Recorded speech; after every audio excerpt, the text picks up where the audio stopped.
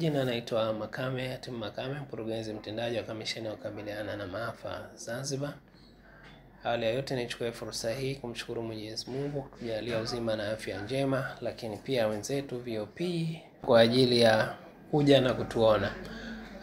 Kwa ujumla nikizungumzia juu ya mwelekeo wa mvua za masika kwa upande wa Zanzibar kama zilivyotabiriwa na wenzetu mamlaka ya hali ya hewa kanda ya Zanzibar, kwamba mvua za masika kwa mwaka huu zitarajiwa kuanza mnamo wiki ya kwanza na ya pili ya mwezi Machi, na zilitarajiwa hasa kuwa za wastani hadi chini ya wastani, yani kuwa za kawaida ama zitapungua kidogo.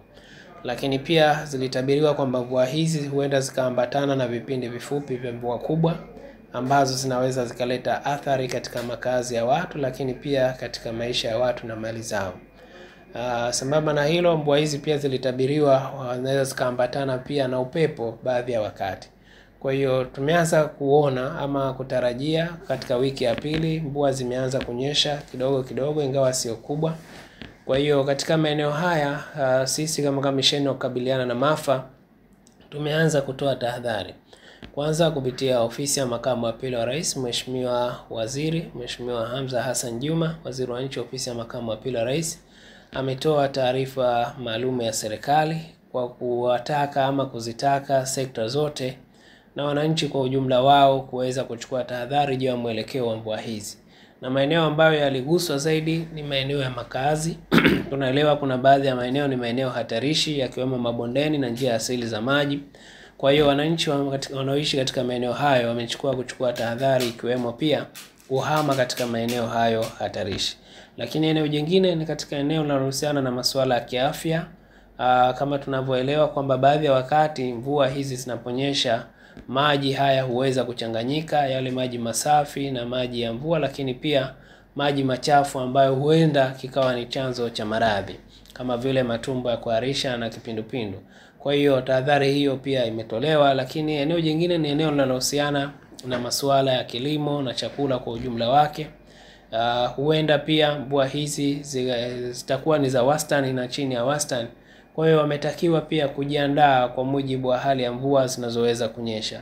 Kwa msingi huo, sisi Kamisheni ya Kukabiliana na Maafa tunaendelea kutoa tahadhari kwa maeneo tofauti. Lakini eneo jingine tumezitaarifu taasisi mbalimbali za serikali kwa mujibu wa maeneo yao. Na kwa bahati nzuri nizipongeze zile sekta ambazo zimeanza kuchukua hatua. Miongoni mwa sekta hizo mojawapo ni Wizara ya Afya, ambao kupitia Mheshimiwa Waziri naye ameeleza moja kwa moja nini wananchi wanatakiwa wachukue kama ni hatua za kuweza kukabiliana na eneo la maradhi.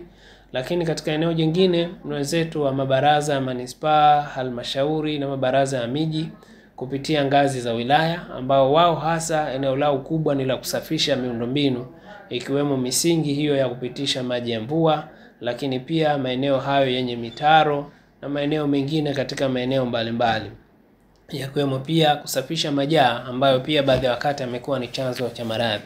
Kwa hiyo kwa mnasaba huu, sekta zote ambazo zinahusika kwa mujibu wa maeneo yao tumewapelekea taarifa hizi na kuanza kuchukua hatua stahiki. Tembelea YouTube channel yetu VOP Online TV kwa habari moto moto. Subscribe kisha bonyeza alama ya kengele ili kuwa wa kwanza kupata taarifa zetu.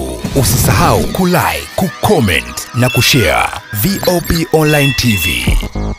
VOP Online TV.